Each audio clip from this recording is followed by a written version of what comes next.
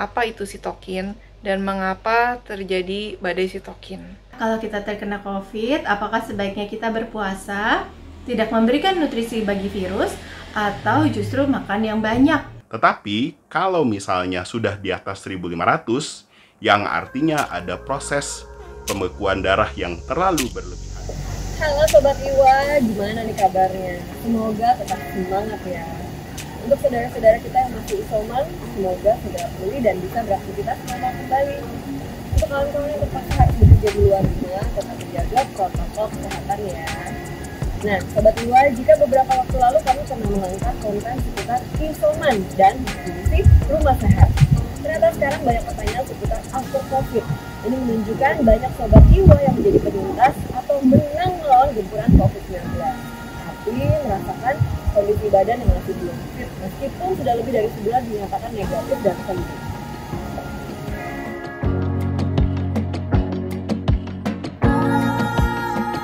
Nah, para dokter yang tergabung dalam Ikatan Alumni Fakultas Kedokteran dan Ilmu Kesehatan Universitas Atmajaya Jakarta bersedia menjawab beberapa pertanyaan Sobat Iwa. Sejak masuknya virus corona di tubuh kita hingga COVID yang masih bikin kita bingung. Tentu saja pertanyaan-pertanyaan itu akan dijawab oleh dokter yang sesuai dengan bidang atau spesialisasinya masing-masing. Baiklah, pertanyaan pertama nih ya, mengenai istilah komorbid. Apa komorbid dan bagaimana akibatnya jika pasien yang terpapar COVID memiliki komorbid tertentu? Silakan dok. Halo Sobat Iwa, jadi begini Alice, yang disebut komorbid itu berasal dari kata ko dan morbiditas. Ko itu artinya hadir bersama dan morbiditas artinya kondisi penyakit. Jadi komorbid adalah suatu keadaan di mana seseorang penderita mempunyai penyakit lain selain penyakit yang dideritanya saat itu.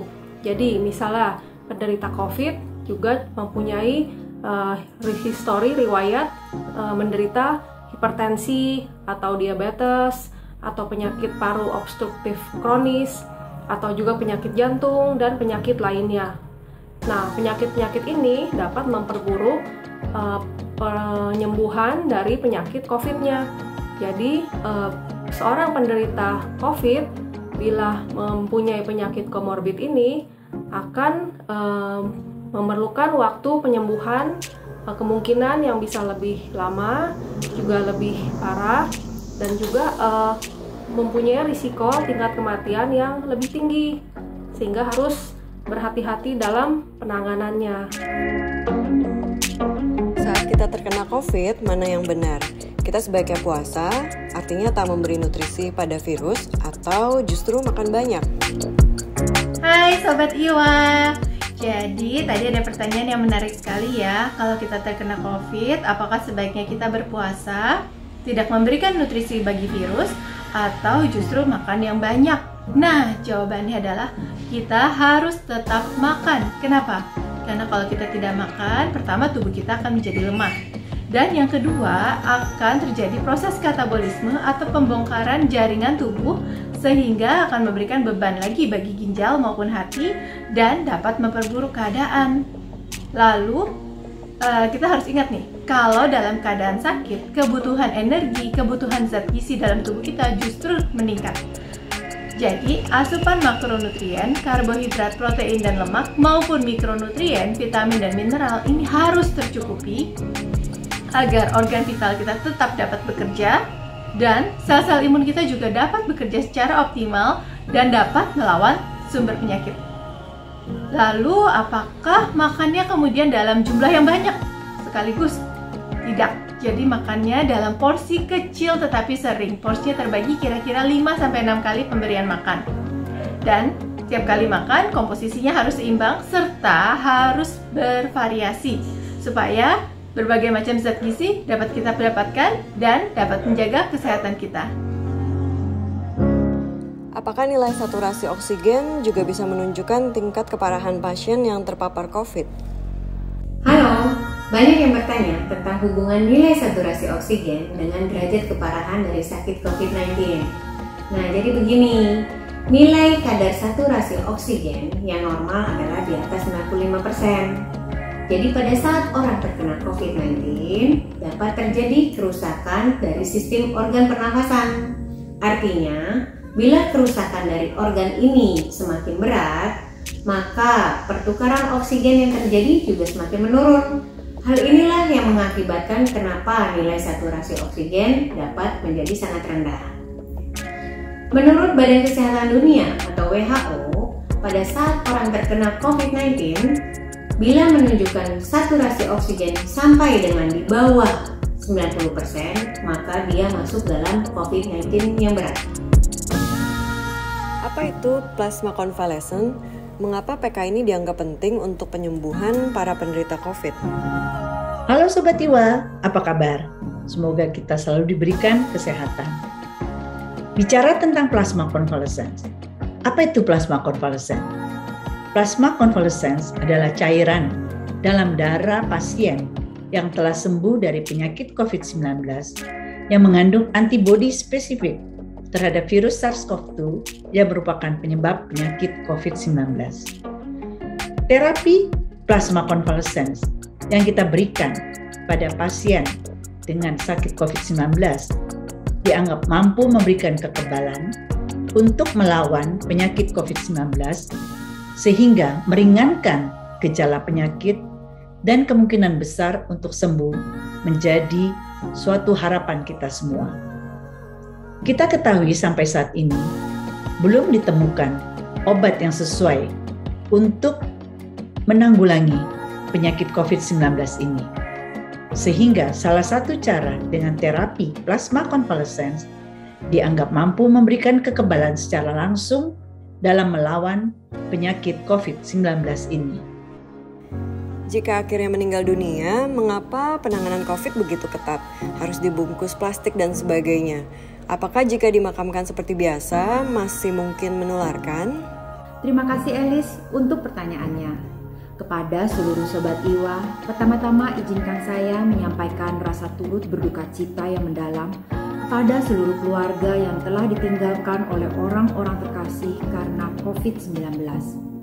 Pada pemulasaraan jenazah COVID-19 dilakukan dengan protokol khusus, karena untuk mencegah terjadinya kontak langsung antara jenazah dengan lingkungan sekitar dan juga dengan orang-orang yang melakukan perawatan maupun pemulasaraan jenazah COVID-19. Pada jenazah COVID-19 dilakukan pembungkusan berlapis, karena untuk mencegah terjadinya rembesan yang berasal dari cairan tubuh jenazah yang keluar dan dapat mengenai orang-orang yang melakukan pemulasaraan maupun ke lingkungan sekitar.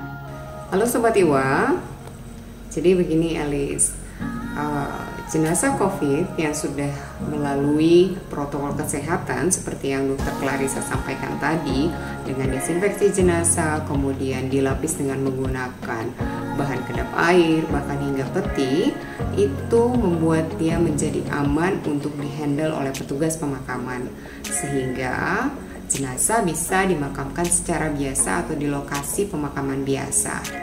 Kenapa pemerintah menyediakan pemakaman khusus untuk jenazah COVID? Karena untuk mempermudah keluarga melakukan pemakaman. Karena yang kita tahu pada saat di awal-awal banyak sekali penolakan karena adanya stigma negatif dari jenazah COVID tersebut. Mengapa banyak kematian justru terjadi setelah pasien dinyatakan negatif? Halo Sobat Iwa, di sini terdapat satu pertanyaan, yaitu mengapa banyak kematian yang terjadi justru setelah pasien dinyatakan swabnya negatif. Yang perlu Sobat ketahui bahwa COVID ini sendiri memiliki 3 fase pada perjalanan penyakitnya, yaitu fase yang pertama adalah early infection, fase yang kedua adalah pulmonary phase, di mana terjadinya mulai dari minggu kedua, kurang lebih tepatnya mulai hari kelima. Dan fase ketiga adalah hyperinflammation, di mana pada beberapa orang mengalami reaksi imun yang berlebihan di fase 2 dan 3 ini, sehingga proses peradangannya mendominasi dibandingkan dengan jumlah virus yang terdapat pada pasien ini sendiri. Jadi bisa dikatakan bahwa viral load-nya turun sehingga PCR swab-nya akan negatif. Namun peradangannya ini ternyata terus berlanjut, dan peradangan yang terus berlanjut ini dapat mengakibatkan kerusakan banyak organ sampai dengan kematian mendadak walaupun swab-nya negatif. Oleh karena itu, kita harus waspada jika ditemui keluhan-keluhan seperti demam yang tinggi, batuk, sesak yang memberat, atau penurunan saturasi oksigen dimulai pada hari kelima ini atau minggu kedua dari perjalanan penyakit COVID. Sehingga jika dikenali dengan lebih awal, maka mungkin penanganan yang diberikan akan dapat lebih cepat dan lebih tepat sehingga pasiennya lebih bisa tertolong. Tadi telah terjawab banyak pertanyaan apabila kita terpapar COVID. Sekarang melangkah ke pertanyaan-pertanyaan after COVID atau pasca COVID. Mengapa kita yang telah sembuh COVID masih diminta periksa lab? Apakah penderita COVID-19 yang telah sembuh masih memerlukan pemeriksaan laboratorium? Bila seorang penderita COVID berada dalam kondisi OTG ataupun gejala ringan, pemeriksaan laboratorium tidak mutlak dilakukan selama ia tidak memiliki gejala yang bermakna yang mengganggunya. Tetapi bila ia penderita COVID dengan gejala sedang ataupun berat, pemeriksaan laboratorium dan pemeriksaan fisik secara keseluruhan dianjurkan tetap dilakukan meskipun ia telah sembuh. Tujuannya memastikan semua organ berfungsi kembali dengan baik, tidak ada gejala sisa yang masih perlu ditangani, dan memulihkan segala kekurangan yang telah terjadi untuk kembali seperti semula. Bahkan dianjurkan juga pemeriksaan ronsen paru untuk memastikan bila kerusakan paru tersebut sudah pulih atau belum. Apa itu pemeriksaan D-dimer? Jika angka normal D-dimer itu 500, sementara saat diperiksa ada yang mencapai angka 2000, bahkan sampai 6000. Itu mengapa ya? Halo Sobat Iwa, pertama-tama kita harus tahu dulu sebenarnya apa sih itu D-dimer. Jadi kalau misalnya kita pelajari secara fisiologi, D-dimer sendiri merupakan produk sisa dari pembekuan darah. Peningkatan dari D-dimer di dalam tubuh disebabkan oleh karena adanya proses pembekuan darah yang bisa terjadi oleh karena berbagai macam sebab. Proses pembekuan darah bisa terjadi kalau misalnya pembuluh darah kita mengalami kelukaan, mengalami trauma, mengalami kerusakan, sehingga proses pembekuan darah atau sistem koagulasi di dalam tubuh mengaktifkan pembentukan jaringan yang kita bilang namanya fibrinogen, ya. Fibrinogen akan menjadi benang-benang fibrin, akan menjadi cikal bakal dari jaringan baru yang kita kenal sebagai jaringan parut, ya. Jadi kalau misalnya kita lihat di kulit kita ada luka, ada jaringan parut, di situ adalah sebenarnya adalah jaringan fibrin. Nah, D-dimer adalah sisa dari pemecahan fibrin yang berlebihan. Nah, dari situ kita bisa lihat apa yang terjadi kalau misalnya D-dimer di dalam tubuh kita meningkat. Pada COVID-19 kita tahu infeksinya bisa menyebabkan terjadinya kerusakan jaringan di berbagai tempat di dalam tubuh. Mulai dari jaringan paru, pembuluh darah, ginjal, otak, sampai jantung, ya. Nah, pada saat terjadi proses penyembuhan, maka dapat terjadi pembentukan jaringan fibrin yang sangat banyak, ya. Pada saat itu, maka D-dimer juga akan meningkat. Nah, yang jadi masalah adalah pada saat terjadi pembentukan D-dimer yang begitu tinggi, ya, di situ bisa terjadi potensi adanya kerusakan jaringan atau proses pembekuan darah yang terlalu berlebihan. Seberapa banyak yang kita bisa bilang itu terlalu tinggi, ya? Ada banyak literatur yang menyatakan hal yang berbeda-beda, tetapi secara umum kalau misalnya peningkatan antara 500 sampai 1500 itu masih kita anggap sebagai kadar yang wajar. Namun apabila sudah terjadi peningkatan lebih dari 1500, di situ sudah ada tanda-tanda terjadinya kelebihan proses pembekuan darah yang kita bilang sebagai hiperkoagulasi. Jadi biasanya dokter akan memantau. Kalau misalnya D-dimer meningkat antara 500 sampai 1500, belum tentu harus selalu kita berikan obat-obatan untuk mengencerkan darah atau yang kita sering sebut sebagai antikoagulan. Tetapi kalau misalnya sudah di atas 1500, yang artinya ada proses pembekuan darah yang terlalu berlebihan, maka di situ dokter biasanya akan memberikan terapi pengencer darah atau antikoagulan. Apa itu sitokin dan mengapa ada istilah badai sitokin? Halo Sobat Iwa. Tadi ada pertanyaan yang menarik yang disampaikan Elis mengenai apa itu sitokin dan mengapa terjadi badai sitokin. Jadi begini Sobat Iwa, sitokin adalah salah satu zat yang diproduksi oleh tubuh kita dalam merespon suatu gangguan, termasuk diantaranya adalah infeksi. Sejak pandemi COVID-19 terjadi, kita lebih sering mendengar istilah badai sitokin. Padahal istilah ini sudah ada sebetulnya sejak lama, termasuk saat pandemi influenza sekitar tahun 1918. Disebut badai karena terjadi produksi sitokin yang sangat berlebihan. Dan penyebabnya salah satunya adalah penyakit COVID-19. Badai sitokin pada dasarnya merupakan istilah yang digunakan untuk menggambarkan keadaan inflamasi atau radang pada tubuh seseorang yang sangat berlebihan dan dapat merusak organ-organ kita dan bahkan menimbulkan kematian. Oleh sebab itu, dokter-dokter sangat waspada bila terjadi badai sitokin. Bagaimana sebaiknya recovery yang baik? Karena banyak yang masih merasa lemas dan ngos-ngosan meski sudah dinyatakan sembuh dari COVID. Hai Sobat Iwa, banyak sekali nih yang bertanya, kenapa setelah sembuh dari COVID-19, saya masih merasa gampang lelah dan ngos-ngosan ya kalau beraktivitas? Nah, jangan bingung, itulah yang disebut dengan sindroma pasca COVID-19. Nah, lalu bagaimana cara mengatasinya? Nah, yang pertama, tetap pertahankan pola hidup sehat. Makan yang bergizi, buah, sayur, ya, berbagai macam lauk pauk, minum air putih yang cukup. Silahkan tetap mengkonsumsi multivitamin. Kemudian tidur yang cukup ya, jangan sampai kurang. Nah, olahraga ringan tetap harus dijalankan, juga latihan napas. Nah, bagi teman-teman yang sudah mulai beraktivitas kembali, tidak apa-apa, tetap lakukan aktivitas Anda. Cuma ukurlah ya kemampuan Anda. Apabila Anda sudah mulai merasa capek atau lelah, silahkan istirahat dulu. Setelah itu, boleh Anda lanjutkan kembali aktivitas Anda. Kemudian, silahkan berkonsultasi dengan dokter Anda. Apabila nanti memang diperlukan untuk memberikan obat sesuai dengan keluhan Anda, maka konsumsi obat sesuai dengan petunjuk dokter. Dan yang terakhir, jangan lupa ya, tetap protokol kesehatan. Exercise apa saja sih yang disarankan untuk para penderita COVID yang telah sembuh dan ingin mengembalikan staminanya? Hai Sobat Iwa. Jadi begini Sobat Iwa, itu adalah pertanyaan penting Elis. Bagaimana seorang yang telah sembuh dari COVID dapat mengembalikan staminanya? Yang pertama adalah latihan persiapan, yaitu latihan pernafasan. Di mana kita menyiapkan nafas kita lebih baik sehingga kita bisa berlatih.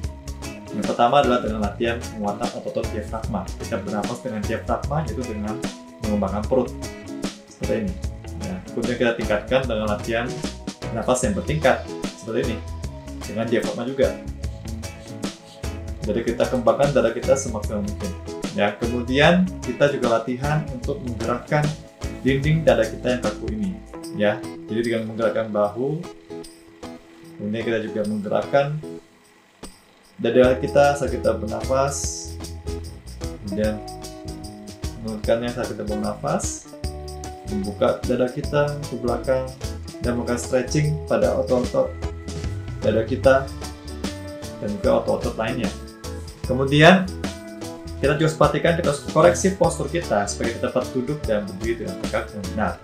Dan selanjutnya setelah persiapan itu baik, maka kita bisa latihan aerobik, yaitu dengan latihan berjalan.